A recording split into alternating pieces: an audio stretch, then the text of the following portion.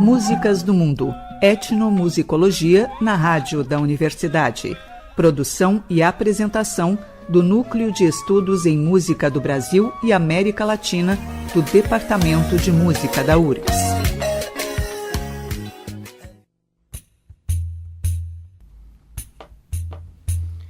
Boa noite, esse é o programa Músicas do Mundo, etnomusicologia na rádio da universidade, na rádio da Universidade Federal do Rio Grande do Sul. Meu nome é Clarissa Ferreira, doutora em etnomusicologia, e hoje tenho o prazer de entrevistar um músico Zelito Ramos Souza, natural de Santo Antônio da Patrulha, que é um compositor, cantor e multi-instrumentista. E boa noite Zelito, tudo bem? Boa noite, doutora Clarissa, tudo bem? É um prazer te ter aqui. E eu ia dar um release inicial, mas eu acho que ninguém melhor do que tu para contar, né? E uma das primeiras coisas que eu ia falar seria sobre o teu contato através da tua família, né? O contato com a música e com esses diversos instrumentos que tu toca. E com essa tradição açoriana, né? De Santo Antônio da Patrulha. Então, eu já queria começar te perguntando sobre esse primeiro contato, como que se deu, como que é o contato da família com a música, né? Que é uma prática bem atuante. E... na verdade, não tive muita escolha. Eu já nasci no meio de uma família que é muito musical, assim, pela origem mesmo. A família da minha mãe, a família Ramos, cultua o terno de reis, e por causa disso todos os meus tios, o meu avô, todos os meus familiares são ligados à música por causa da tradição, mesmo que não sejam instrumentistas ou músicos profissionais, alguém que estuda música da pesada, mas cada um tem a sua função para poder agregar na tradição açoriana, que é o terno de reis, que é uma tradição cristã, não? Que anuncia o nascimento de Cristo. Então, uma cantiga muito antiga, assim, uma cantiga bruta, muito simples, assim, que são quadrinhas feitos pelo mestre do terno, anunciando o nascimento de Cristo, e passa nas casas anunciando, tocando como uma serenata mesmo, e vai até o Dia de Reis. Isso é do 25 de dezembro até o Dia de Reis. Então eu já nasci nesse ambiente, assim. O meu pai também é acordeonista e gaiteiro de invernada, né? Músico de CTG. Então, pelos dois lados da família, assim, eu tinha música por todo lado. Mas o terno de reis é o que mais me motivava. O violino, por exemplo, eu conheci através do terno de reis, assim, porque o tio Efraim Braga, que era um violinista, tocou muitos anos no CTG Brasão do Rio Grande, Canoas, e ia religiosamente para Santo Antônio todo Natal, ficava na casa do meu tio Horêncio Machado Ramos, que era o mestre do terno, estava sempre na função do terno, todos os anos. Aquilo é uma tradição, um negócio sagrado mesmo, né? Uhum. Eu não participo atualmente com a minha família, porque geralmente é um período que eu estou viajando. Tem sempre um festival no Uruguai que acontece nessa data, eu estou em função do meu trabalho. Mas a minha mãe, meus tios, meus primos que moram em Santo Antônio e ficam por ali no período do Natal, não é religioso, assim, terno. E tu sabe mensurar de quantas gerações já acontece essa tradição ali em Santo Antônio? Porque é desde a época do período da colonização, né? Sim. Olha, eu não sei te dizer exatamente quantos anos, assim. Mas eu sei que o meu avô aprendeu com o pai dele, que aprendeu com o pai dele, que, sabe, sim, é uma coisa que a gente já não tem essa... E que é uma coisa das famílias antigas de Santo Antônio, não é só os Machado Ramos que cantam terno. Tem muitas famílias que cultuam terno de reis, e que as pessoas que ficam em Santo Antônio, principalmente as pessoas que ficam mais próximo dos parentes, assim, né, não deixam morrer. Todo Natal é meio sagrado. Tem os Fernandes também, que é uma família muito tradicional lá de cantar terno de reis.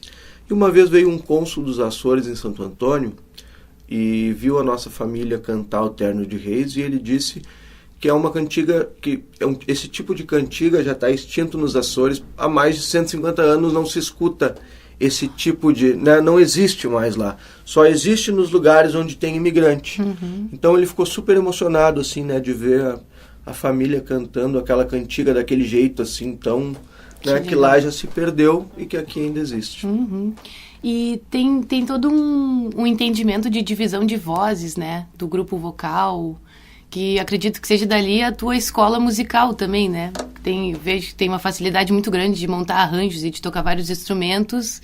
Acho que também se deve desse... O terno são duas duplas que trabalham em dupla mesmo, como dupla sertaneja do sertão, assim, sabe? Cantam as quadrinhas, o mestre canta a primeira quadra, que é quase de improviso, assim. A dupla do mestre tem que sair catando as palavras para cantar com ele, porque não é uma coisa exata. Ele sai cantando e tu tem que ir junto, assim. E a história vai mudando de acordo com o que ele vai sentindo do momento ali. Ele vai cantando outras quadrinhas, é uma canção extensa, né? Mas tem muito isso, tem percussão, tem violino, tem viola, tem vozes. E sempre se arma um bailongo na função do terno, então, né? Então, esse contato com o repertório antigo, com músicas de um repertório muito antigo, que é um repertório que a minha mãe e os meus tios preservam até hoje. Eu tive esse convívio muito forte, assim, com esse repertório antigo e acredito que isso aí vai te dando, assim, influências e... né, essa coisa de estar participando de uma roda que tu tem que somar de alguma maneira e que a coisa acontece muito natural ali, não tem ninguém te dizendo faz isso ou faz aquilo, né? Tu chega, canta junto na voz que tu sabe, que a tua tessitura alcança, ou tá sobrando o bom legueiro, vai tocar o bom legueiro, tá sobrando o violino, vai... É meio assim, né? Sim, uma baita escola, né? É. E a partir desse contato também se deu a tua profissionalização muito cedo, né? Como músico, atuando já profissionalmente. Eu queria que tu contasse. Eu vi no teu release que tu participou de um grupo, né, de música tradicional açoriana, Charamba? Também com a minha mãe, com o meu pai, com a minha família. Foi a primeira atuação profissional, assim? Não, a primeira atuação profissional foi no CTG, como violinista e violonista, tocando para as invernadas. Mas nesse mesmo período, a minha mãe teve a ideia de resgatar um repertório antigo açoriano, né, botar isso no papel, fazer um grupo, né? Que legal. Tipo, somos um grupo de música açoriana. E a gente tinha o grupo Charamba. Charamba é a primeira música tocada nos rituais de festejo açoriano lá. Então, como o nosso foi o primeiro grupo de Santo Antônio, né, o grupo Charamba era o nome do grupo. E aí a gente tocava uma série de cantigas que até hoje existe nos Açores e que se cultua nas festas lá. E foi paralelo ao CTG, foi no mesmo momento, foi com 12 anos, ali onde eu comecei, vamos dizer, a ganhar meus pilinha para tocar, foi com 12 anos, tanto pro CTG como no grupo com meus pais. E, enfim, depois segui nos grupos de baile, mas começou cedo a função. Meus pais também tinham um programa de auditório na rádio Itapuí. Era um programa que quem conduzia era minha mãe e o meu tio Odemar. E eu e o meu pai... Meu pai toca acordeon, a gente era como a banda do programa. Então, o pessoal chegava lá, as duplas, para cantar um tema dos Bertucci ou do Tunico Tinoco. Nós tinha que estar afiadinho ali, diz o tom, qual é a música, a gente saía acompanhando. Que massa. Então, isso nessa mesma época. O nome do programa era Noites Campeiras e era um programa de rádio de auditório, que é bem característica do interior. Assim. Que legal. Já saía na fogueira ali, tem que tocar, toca o Chico Mineiro, vamos no Chico Mineiro, toca é muito isso. Bom, né, a experiência. E a experiência também dos bailes, né, de algumas horas tocando. Exatamente. Direto, assim, né. Eram bailes em CTGs? E bailão de tudo, de interior, baile assim, alemão, né? Baile de interior. Exato, baile de igreja, aquele baile de quermesse, aquele baile, o domingo depois da missa tem o almoço da festa do santo, não sei do que, aí depois às 2 da tarde tem o leilão, às 3 da tarde começa a dança e vai até a meia-noite, aí com um pequeno intervalo na tardinha, e é isso, o repertório do biquíni é o poncho. Muito massa. Então vamos tocar uma pra nós? Vamos. Meu Porto Alegre? Meu Porto Pode Alegre. Contar um pouco sobre a composição? Meu Porto Alegre é um tema que eu fiz em parceria com um amigo Rafael Ovídio, que é um poeta uruguaianense, que fala desse saudosismo, dessa saudade açoriana que é muito... O açoriano sente muito saudade, né? A gente de Santo Antônio é muito grudado. Sai, fica 2 dias fora, ai, que saudade da mãe, que saudade da família. Isso é coisa de ilhéu, né? Eu acho. Isso é coisa de quem vem das ilhas. Então, meu Porto Alegre.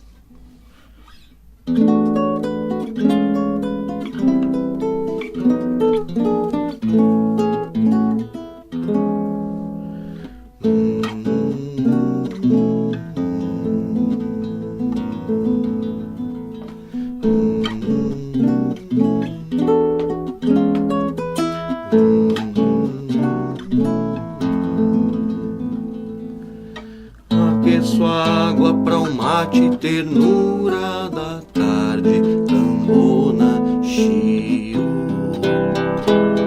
Me bate a saudade açoriana da minha casa, o tio Odilon. Som de acordeon campestre, interior meu Porto Alegre. Todas as tardes no verde do mate é como beija minha terra o gosto da erva buena, erva buena.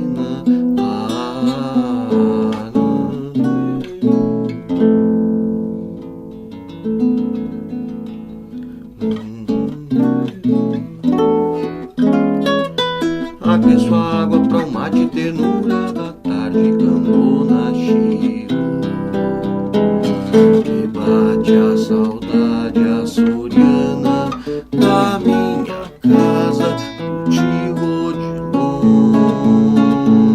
Som de acordeon no campestre, interior meu Porto Alegre.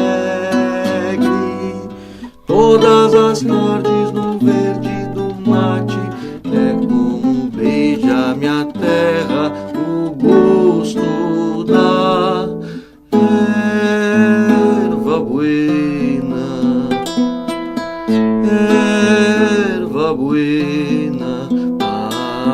Aqueço a água pra um mate, ternura da tarde, cambona.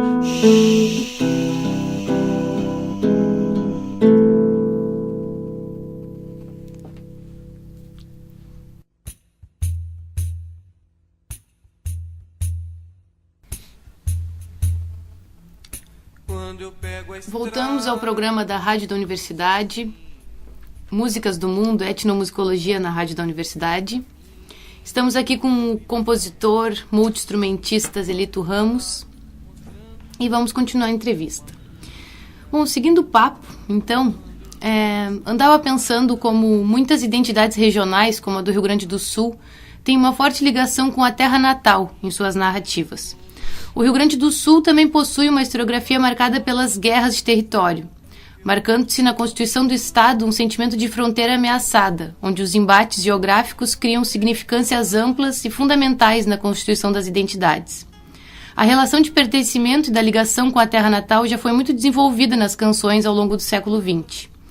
Em contrapartida, as canções do Zelito criam links e relações com diversos pontos geográficos, assim como a própria produção realizada em rede e a criação de uma identidade transnacional com contato com a Argentina e com o Uruguai.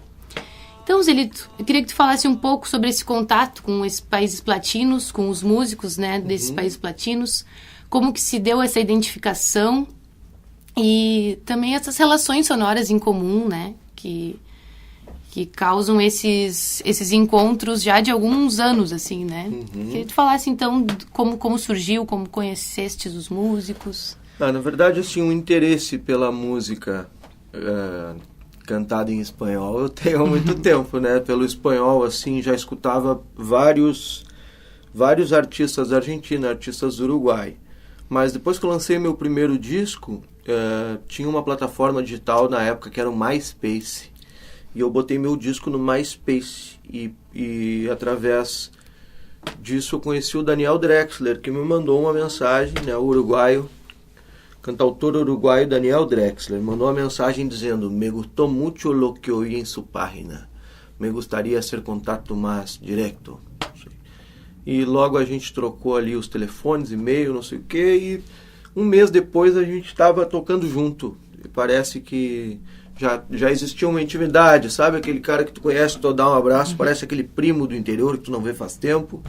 Então, aconteceu uma identificação natural muito rápida. No mesmo ano que eu conheci o Daniel, eu fui tocar em Montevidéu e fui tocar em Buenos Aires, a convite dele, né? Como músico da banda dele, como convidado, tocando canções. E a partir daí não parou mais. Aí, claro, depois de tu ir uma vez, tu começa a conhecer mais músicos, mais amigos. E desde 2009 tenho assim uma fluência tanto em Buenos Aires como no Uruguai, não só em Montevidéu, mas no litoral, de ir tocar em festivais, de participar de encontros, participar do show dos amigos, lançar meus discos, tocar lá, né? Desde então passei a frequentar mais, porque o Daniel abriu as portas lindamente, já me largou pifado assim no meio de um grupo de amigos, de artistas, né? Que também já vieram, já tive o gosto de recebê-los aqui também, já vieram tocar tanto na minha cidade, Santo Antônio da Patrulha, como em Porto Alegre. Então, meio que acabou, assim, esse lance de ter fronteiras, não existe para um grupo de amigos que se visita, que interage junto, por exemplo, o Daniel, os últimos 3 trabalhos dele, eu fui ajudar ele a compor, fui ajudar ele a fazer repertório, Então, uma vez ele comentou comigo que a impressão que tinha que a gente morava na mesma cidade, e é mesmo, né? Uma noite de ônibus tu tá tanto em Montevidéu como em Buenos Aires, é tudo muito perto, então essa identificação, a geografia nos ajuda a ter identificação, né? Porque é fácil conviver com os irmãos. Claro, e além de tudo as próprias identificações musicais, né? Dos ritmos e totalmente, mesma vertente, né? Totalmente, e não mais, eu digo, não só dessa parte musical, mas dos hábitos do convívio mesmo, sim. Né? Do tipo de convívio, tipo de onda de cada... Tenho muito mais a onda, parece, de convívio com os uruguaios, com os argentinos. É muito mais natural esse convívio do que quando eu vou para o Rio, por exemplo, ou para São Paulo, assim, não tenho tanta... Me reconheço mais com os amigos, com os irmãos. Sim, e esse tema foi bem discutido no DVD, né, a Linha Fria do Horizonte, que tu participou, que o Dani também, né, o Pablo Grinro, que é... Vitor Ramil, Jorge Drexler, né, que foram os entrevistados, assim, né. Sim, e que fala dessa relação, né, do templadismo e da estética do frio, né, inspirado na pesquisa do Lucas Panitz também, vale citar, né, e tinha aquela história que tu me contou sobre os acordes em relação... Ah, claro. Queria que tu comentasse sobre isso. Isso é uma observação, assistindo a Linha Fria do Horizonte, eu vi que a Ana Prada conta de uma música... A Ana Prada é de Paissandu, é uma cantora de Paissandu, compositora. Paissandu é na beira do Rio Uruguai, né? Divide Argentina e Uruguai ali. Então, ela falou que a canção dela dava as imagens de som de água de rio, as imagens da infância, que levava ela a fazer um Mi maior com nona, não? Mi maior com novena, porque para ela dava a sensação de água, né? Por causa disso, eu fiquei pensando que é muito natural mesmo que quem nasce na beira de um rio, as milongas do Daniel Drexler, as milongas... Eu sou da beira do Rio dos Sinos, me criei na beira do Rio dos Sinos, gosto de nadar no Rio dos Sinos, não passo um verão sem nadar no Rio dos Sinos. Casualmente, as minhas milongas também são em tom maior. Então, eu cheguei à conclusão que o Mi maior, ele te remete a som de água de rio em qualquer lugar do mundo. Por isso que os bluseiros do Mississippi já caem no Mi maior também. Os pantaneiros, né? A viola pantaneira, a viola caipira, a viola já é afinada no Mi maior. Tu toca as cordas soltas da viola, ela já cai no Mi maior. Então, tu observa, geralmente quando alguém é de pampa, algum compositor é de... as milongas de um compositor que vem do campo, que tem um horizonte verde, são milongas reflexivas, né? Milonga que vem com o vento, que vem com o frio, que vem com... E as milongas de quem está na água, de quem tem água corrente perto, como um rio, são... Legal. Isso é som de água. Muito legal essas relações com a geografia, né? Que o Vitor Ramil fala, e muito interessante que o Pirisca também na entrevista falou. uma outra relação que tem a ver com a geografia também, que era o modo de cantar, de não ter vibratos, por ser em relação a plenitude da pampa, né? Então é interessante a gente ver como os significados das sonoridades estão totalmente ligados com a geografia, né? Nesse tipo de repertório, né? Bem interessante. E outra coisa da geografia que eu vejo muito, eu sou de uma cidade açoriana, no resto do Rio Grande eu encontro meus amigos da fronteira oeste, os caras estão ali no outro lado do rio, tá Argentina ou tá Uruguai, eles têm outra vivência, outro jeito de falar português, eu acho que Santo Antônio a gente ainda é muito brasileiro, né? A gente ainda faz cachaça, faz rapadura, come cuscuz, né? Uma coisa muito do Nordeste, né? Eu acho que Santo Antônio é uma cidade no meio do Rio Grande do Sul ainda que é diferente por isso, assim. A cidade de colonização açoriana tem uma... Né? A gente não fala litro de leite, a gente fala litro de leite. Né? Todo mundo tem apelido em Santo Antônio, né? Não tem aquela coisa do sobrenome. Não, Santo Antônio é apelido mesmo. E ainda sobre a questão da geografia, uma música que elucida bem isso é a Milonga de Todos os Lugares, né? Que pode contar um pouco sobre ela, quando surgiu a ideia, quando que ela surgiu? Milonga de Todos os Lugares, a gente estava de carro passando pela cidade de Pelotas, íamos dormir em Pelotas, voltando de Montevidéu. E o Pirisca Greco e eu começamos a fazer o refrão dessa milonga. Que falando das cidades, dos amigos, assim, né? As cidades onde a gente frequentava, cada cidade tem o seu ar diferente, a milonga que sai daquela cidade reflete, né, muito a cidade, né? Tu passa em Pelotas, não tem como tu não ver as milongas do Ramil naquelas ruas, não tem como não. É como caminhar no Rio de Janeiro, parece que as músicas do Tom Jobim estão rodando na rádio da tua cabeça o tempo todo. Né? Então, começamos a falar do pessoal da volta, Santo Antônio, Satolepe, né?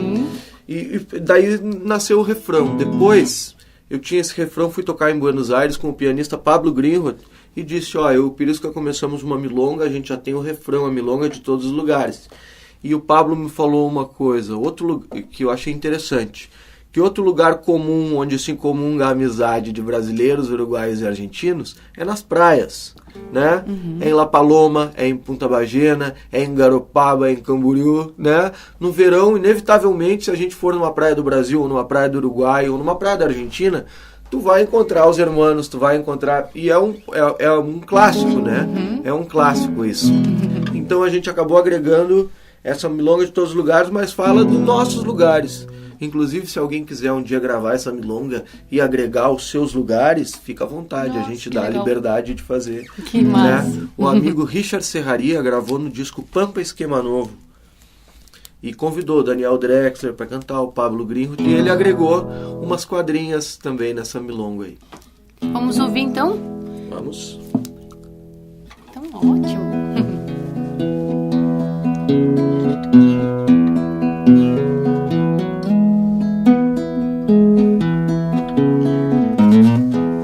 Milonga em Santo Antônio, Satolepe, no céu de Uruguaiana, em Montevidéu, milonga Buenos Aires, Porto Alegre, em todos os lugares nos precede.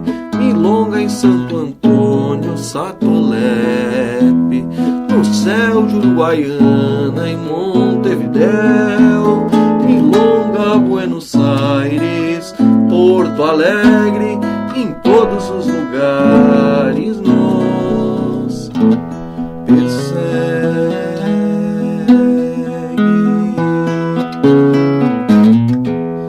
Milonga em La Paloma, Punta Bagena, mil ondas Garopaba e o mar do leste, milongas pra garotas de Ipanema, em todos os lugares nos condena. Milonga del Tinglado, do Campestre, milonga fraternal e la de los viajes, milonga nas palavras, uma prece em todos os lugares nos protege.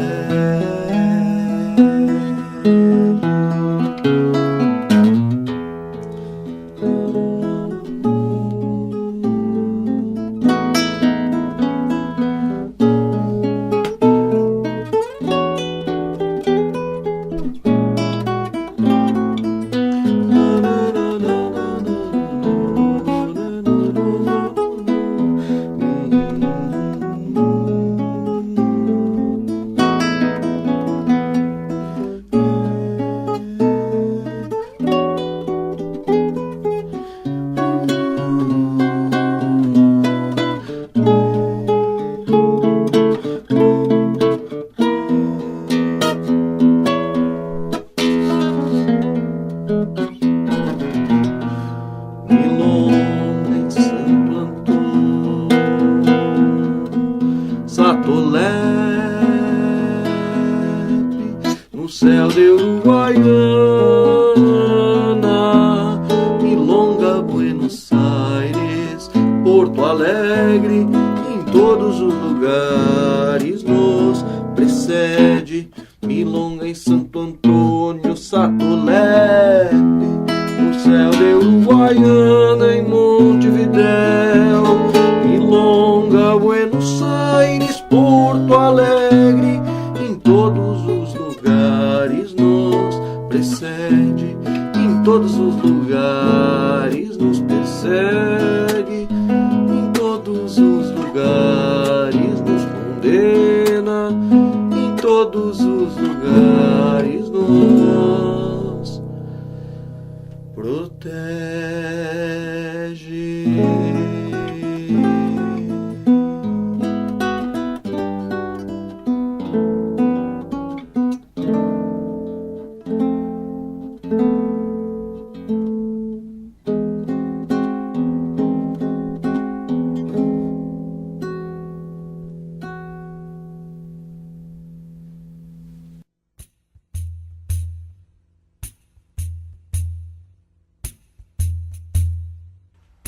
Quando eu pego a estrada, nunca estou sozinho. Esse é o programa Músicas do Mundo, etnomusicologia na Rádio da Universidade. Aqui é a Clarissa Ferreira e eu tô com um convidado hoje, Zelito Ramos. E vamos seguir o papo. Então a gente estava falando sobre carreira, sobre a influência dos países platinos, dessas relações em redes com outros músicos, né?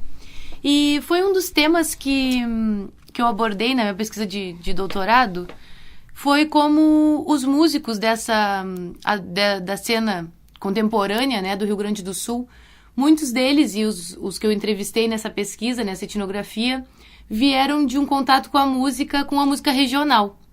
Com a maioria dali veio do interior, né, dos grupos que eu pesquisei, o Gabriel Romano, o Instrumental Picumã e o Perisca Greco, tiveram contato com a música regionalista e depois começaram a expandir os seus entendimentos através de outros gêneros musicais, enfim.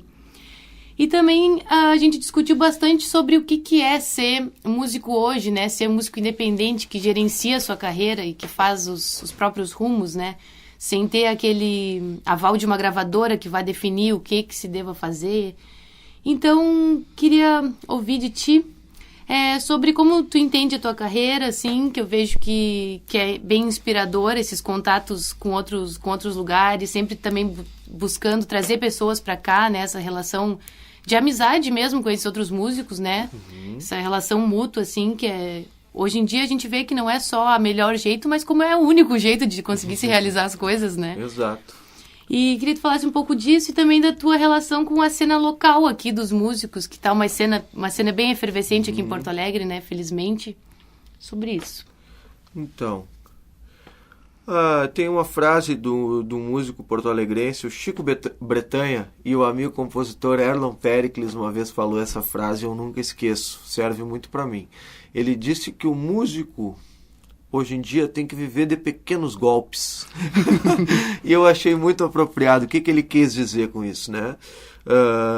A gente tem que trabalhar nos vários ramos que a música oferece para sobreviver. Eu não posso simplesmente só dizer sou cantautor, vou tocar minhas canções.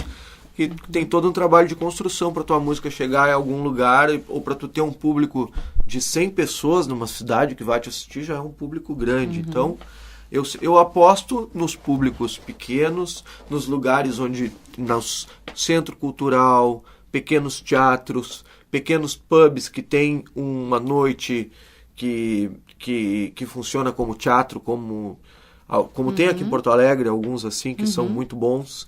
E isso, assim, procurar esses lugares para divulgar os trabalhos. Mas também, se algum amigo chama para tocar um contrabaixo, gravar num disco, chama para tocar um violino, daqui a pouco alguém precisa de um violino num casamento, daqui a pouco tu tem que trabalhar, porque são trabalhos dentro da música. Eu ainda não consegui parar totalmente de fazer outros trabalhos e trabalhar só nas minhas canções. Eu faço de tudo mesmo, vou tocar um show com um amigo que precisa do baixista, vou gravar um violino no disco do amigo que, eu quero um violino teu. é isso aí, vivendo de pequenos golpes.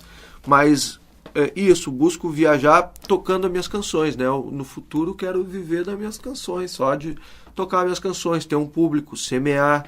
E essa possibilidade que os países vizinhos têm, a proximidade, a facilidade que a gente tem com os países vizinhos, possibilita de criar um circuito, né? Sair de Santo Antônio da Patrulha, tocar em Porto Alegre, tocar em Pelotas, tocar em Santa Maria, Uruguaiana, São Borja, dali já cruza a fronteira, vai a Entre Rios, né? Dali chega a Buenos Aires, vai a Necochea. Então, e fazendo um circuito, né? Criando um circuito. Eu já estou desde 2009, assim, marcando a bandeirinha, botando a bandeirinha do Campestre de Santo Antônio da Patrulha em algumas cidades e estou muito satisfeito assim com o resultado, com os amigos que tenho feito.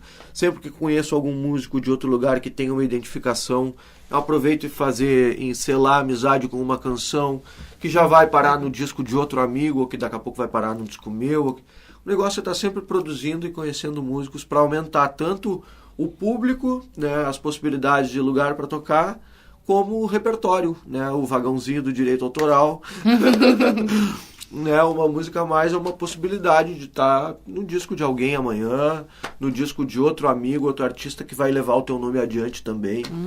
Então, essa é a busca. Esse é um tema interessante, né? Porque tem muitas composições tuas em discos de vários cantores e cantoras, né? Inclusive da Shanna Miller tem mais de uma canção gravada, né? Sim. No DVD e nos outros discos. Sim, a música que dá nome ao DVD da Shanna Miller, Canto de Interior, é uma música em parceria com o Paulinho Goulart, com a Shanna Miller. E eu ia te perguntar como é ser compositor no Brasil e se tem alguma diferença em relação aos outros países, porque não sei se essas outras composições em parceria com o Dani também estão registradas no Uruguai. Sim. E tem toda uma discussão sobre os direitos autorais, né? Sim. Que não repassa exatamente. Claro. Mas ainda vou te dizer que a gente tem muita sorte no Brasil, ainda funciona melhor que a Argentina e Uruguai.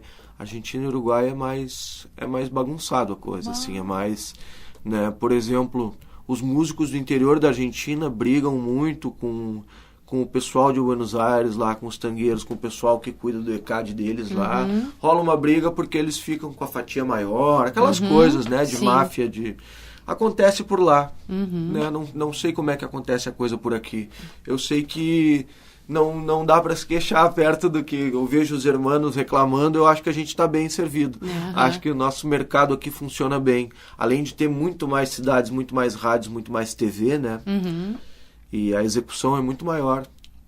E quanto ao cenário de músicos de Porto Alegre, assim, eu acho que mudou muito para melhor de um tempo para cá. Vejo muitos compositores, assim, muitos instrumentistas, muita gente fazendo som mesmo de verdade, muita cantora boa, muita compositora, muito, sabe, que eu não via 10 anos pra cá, assim. A gente tem menos opções, eu acho, né, de lugares para tocar. Isso não tá pro músico que não tem uma carreira muito sólida, ou pro pequeno mesmo, né, que não pode bancar um teatro São Pedro, que daqui a pouco não tem cacife para lotar um teatro legal. Eu vejo que a gente tem poucas opções, assim. Tenho saudade de espaços como o Teatro Túlio Piva, que era um teatrinho, que atendia todas as necessidades do...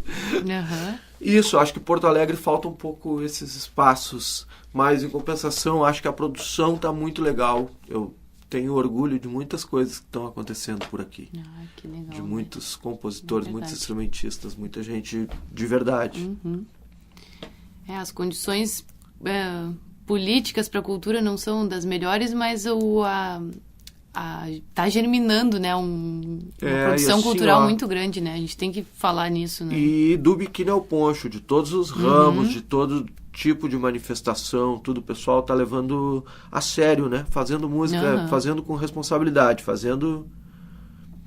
É muito bom ouvir isso. Vamos ouvir mais uma música, então? Vamos. Pode ser do Vitamina 2? Vamos ouvir ou daí? Do Vitamina Z, a faixa Milongas que a gente apronta. Tá, número... Que eu canto com o amigo Pirisca Greco, número 11.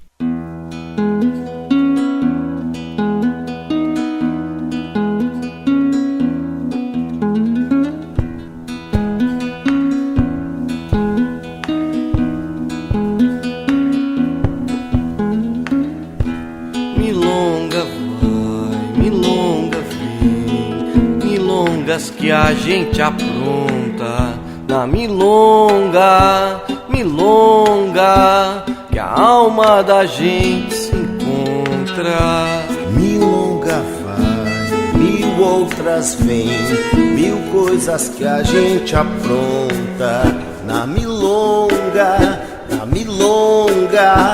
que a alma da gente se encontra.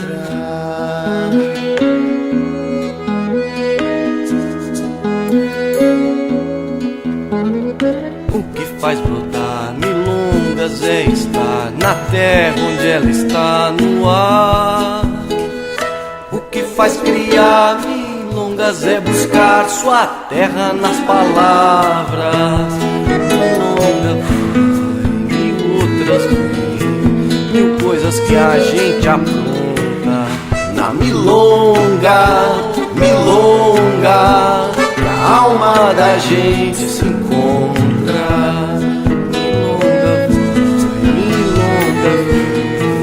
Milongas que a gente apronta na milonga, milonga, a alma da gente se encontra.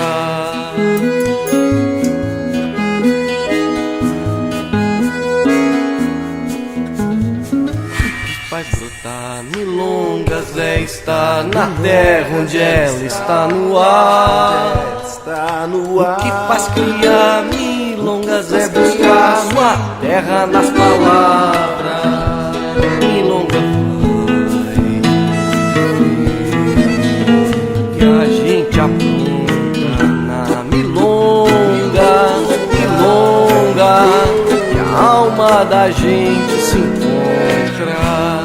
Milonga vai, mil outras vezes, mil coisas que a gente apronta na milonga, milonga, que a alma da gente se encontra.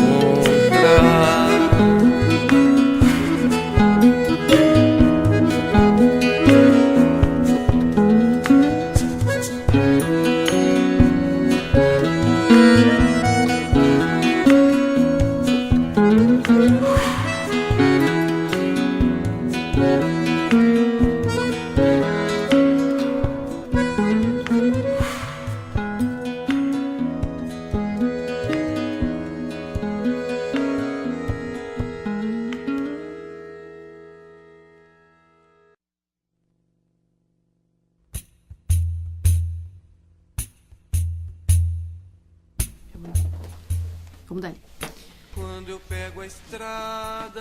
Esse é o programa Músicas do Mundo, Etnomusicologia na Rádio da Universidade. Aqui é a Clarissa, estou aqui com o Zelito. E vamos fechar então a nossa entrevista com um tema que já vinha sendo abordado lá no meu blog Gauchismo Líquido, sobre a relação do feminino, né, com a cultura gaúcha. E aí eu problematizei essa questão e pergunto aqui, trago também porque o Zelito já participou algumas vezes do Festival da Barranca, que é um festival que já acontece há mais de 45 anos, onde é um acampamento, né, de composições, para fazer composições, que é proibida a presença de mulheres, né, a participação de mulheres. Aí essa questão já foi problematizada lá no blog, né, e também na minha pesquisa de doutorado eu trago toda uma reflexão sobre uma epistemologia feminista e tal. E é interessante também que nas minhas entrevistas esse foi um tema que eu abordei pouco, por ter um certo receio de problematizar demais essas questões, ou das pessoas compreenderem de um jeito pessoal, porque é interessante quando a gente está falando disso, lembrar que a gente está falando de uma estrutura cultural, né? Quando a gente está falando de um machismo estrutural que não incentivaria as mulheres a se expressar artisticamente, né? E às vezes fica um receio de ter algum entendimento que a gente está falando diretamente para alguém, né? Mas a gente está falando de uma estrutura, né? Então, até para acabar com esse um tabu, assim, né? Então a gente deve falar sobre isso, né? Imagino. E então eu queria saber um pouco da tua opinião, assim, como é participar desse festival. Não sei se você participou mais recentemente. Eu participo há uns 10 anos. Uhum. Então, eu tive privilégio de conviver com as famílias das pessoas que começaram esse festival, né? O Festival da Barranca, com a família do Apari Silva Rilo, né? Com a família do Zé Bica. E realmente tem o festival é um festival que tem quase 50 anos e ele não...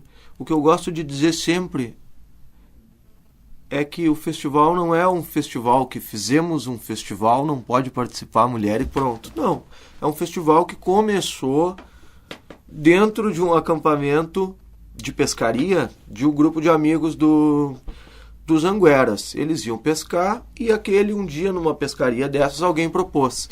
E eu gosto de dizer isso e de lembrar também que os Angueras é um grupo de arte que tem 67 anos, um grupo de arte amadora, e que desde que começou era como um clube de casais, não? Os casais sentavam na volta do fogo, na volta da lareira dos Angueras, e cada um dizia uma poesia, ou tocava uma música, ou tocava acordeon. Os homens e as mulheres. Sempre foi um lugar para todos, para a família. O festival não nasceu para ser um festival onde não pode participar mulheres. Virou um sucesso, é um êxito, não? Patrimônio. É um patrimônio cultural do Estado, não sei o quê. Eu, sinceramente, acho que faz muita falta o convívio das mulheres também, porque, acho que nos dias de hoje já não cabe ter alguma coisa assim, mas eu respeito a decisão de quem promove esse festival há 50 anos, não só respeito, como aceitei o convite e fui. E realmente é um convívio muito legal, é um final de semana onde se aprende muita coisa e se vive em uma outra atmosfera. Claro, imagino. E até a gente fala sobre isso porque a própria prática, né? Imagino o quanto não se aprende num festival de composição, né? A gente tá ali no final de semana, ter um tema proposto e ter que desenvolver alguma coisa naqueles 2 dias, né? Exato. Então a gente reivindica também esse lugar porque vê como um grande aprendizado, assim. Exato. Né? E eu acho que tem que reivindicar, e eu acho que uma maneira boa da gente reivindicar é a gente pegar essa turma que está fazendo música agora e pegar o que tem de bom nesse festival, copiar os modos e fazer para nós. Vamos fazer nós um festival onde as meninas possam ir junto, a gente acampa, todo mundo junto igual, tá tudo certo, e vamos fazer música. Porque porque essas rédeas não estão lá com a gente, né? Essas rédeas não... também, claro, problematizando, né? Claro. Também tem uma questão da própria representatividade de estar em determinados lugares que são considerados patrimônio, né? Também tem isso envolvido, assim. Por isso que ainda insisto que a gente deve conversar sempre sobre isso, né? Eu acho que deve ser... E acho que pode caminhar para um outro lado, que daqui a pouco até o Festival da Barranca vai ser aberto também. Claro. Mas é isso, as rédeas das coisas mudam de mão, os tempos mudam. Mudam, exatamente. Estamos sempre prontos para mudar, né? É isso. É isso aí, estamos chegando ao fim, infelizmente, o papo que teria para um bom tempo, né? E vamos tocar a última música então, agradeço ao Zelito. Zelito, quer deixar o contato? Eu que agradeço, doutora Clarissa Ferreira, pelo espaço, pela força, pelo estudo, todo o estudo que tu tem feito em cima da nossa música e contribuído para o nosso crescimento. Muito obrigado. Eu queria dizer que se alguém quiser me mandar algum e-mail para falar de música ou para pedir algum material, o meu e-mail é adorencina@gmail. Adorencina@gmail.